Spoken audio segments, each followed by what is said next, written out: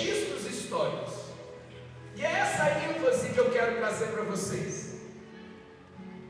Os registros bíblicos, eles são dos mais diversos. E a Bíblia, independente dos registros que estão nela, ela sempre será vista como palavra de Deus. Por quê? Porque a Bíblia é o livro de Deus. E Deus, quando decidiu deixar um registro, Ele não olhou para si e disse: eu sou um Deus bom, então no meu livro só vai ter coisas boas.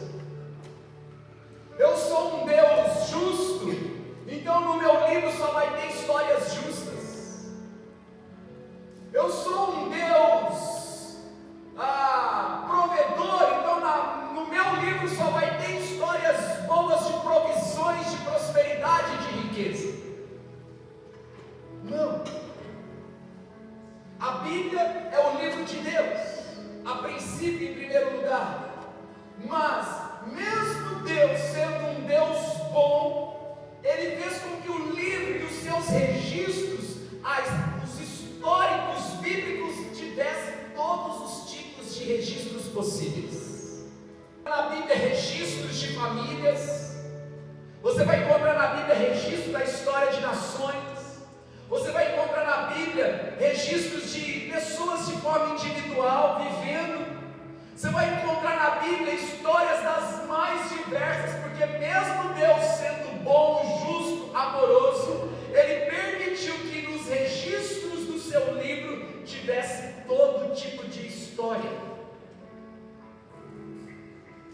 Então na Bíblia, irmãos, tem histórias de violência.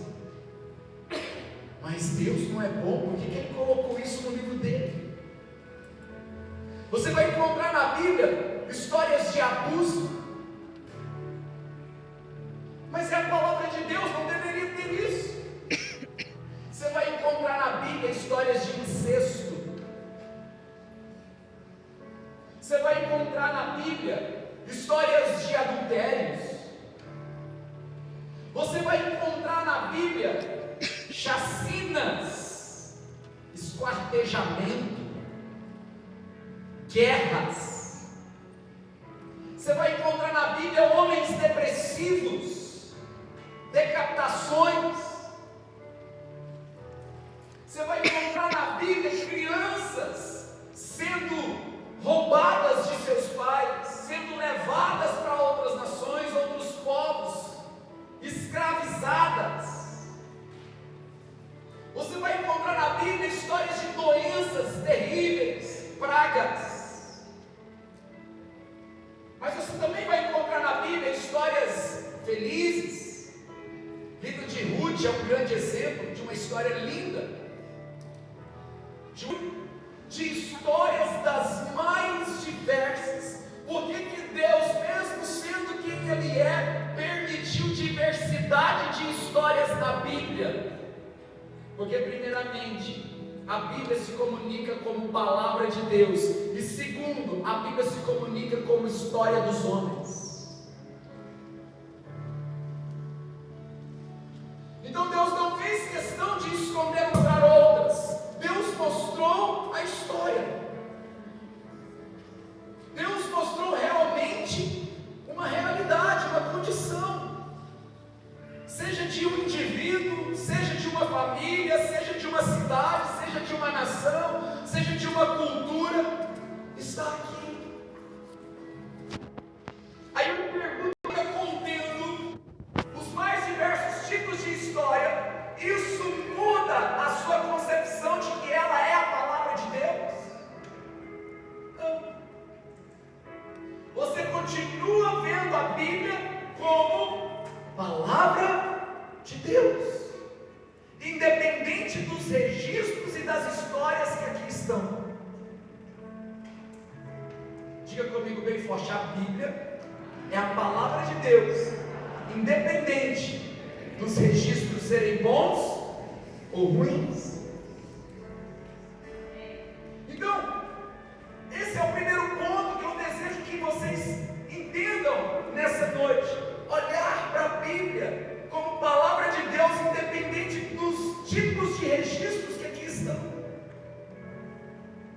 Deus ama registros. E nós precisaríamos amar registros. Se registrar as coisas não fossem importantes, Deus não deixaria esse livro. Então, diante disso, meus irmãos, nós precisamos entender, primeiro, a Bíblia é a palavra de Deus. Segundo ponto, a Bíblia é um livro de registros dos mais diversos. Ele registra o Evangelho, ele registra, ele está dizendo: ei, eu não tenho problema com a história. Porque a Bíblia é um registro de histórias boas, ruins, mas principalmente, independente desse registro de histórias boas e ruins, Cristo é o centro da história registrada na Bíblia. Por isso que toda a Bíblia ela se resume em antes e depois de Jesus.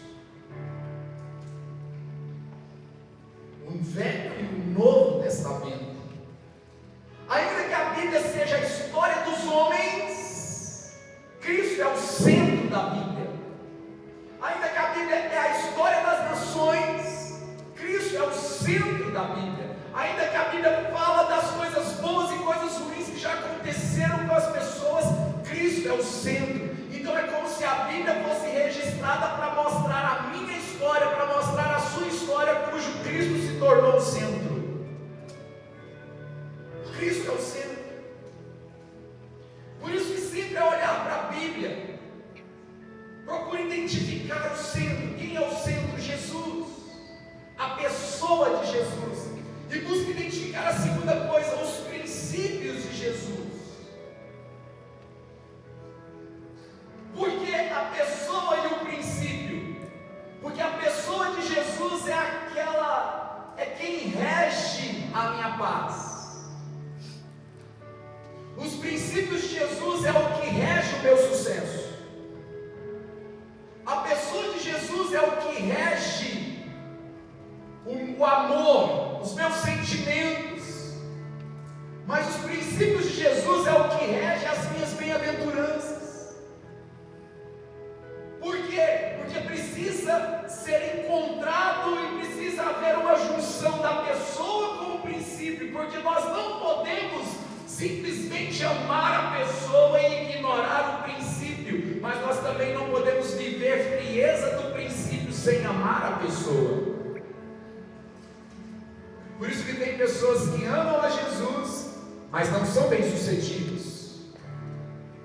E para ser bem-sucedido não precisa nem amar a Jesus, basta seguir o princípio. Parece estranho, mas o fato de amar não quer dizer que ao amar Jesus eu estou e sou completamente bem-sucedido. Isso é uma crise na cabeça de muitos cristãos, porque o que te fará bem-sucedido é a sua capacidade de seguir os fundamentos e os princípios. Irmãos, em nome do amor apenas, isso não é garantia de nada. Em nome do amor, a humanidade está fazendo coisas terríveis. Em nome do amor, está se instalando novos modelos de existências que são aberrações. Tudo pode, por quê? Porque eu amo. O amor, ele não é simplesmente uma autorização para tudo. Você não está autorizado porque ama, você está autorizado porque você está legalizado. E o que te legaliza é a sua capacidade de obedecer um princípio, um mandamento, um fundamento. Você pode amar a empresa que você trabalha, mas você tem que entender que lá tem visão, tem missão, tem valores, tem regras. E se você não seguir os princípios que está lá, justa causa. Então a pessoa de Jesus precisa ser reconhecida na palavra, e os princípios de Jesus precisam ser reconhecidos na palavra, porque a maior prova que você foi amado pelos seus pais é que Ele criou princípios para você obedecer. É ou não é? É que Ele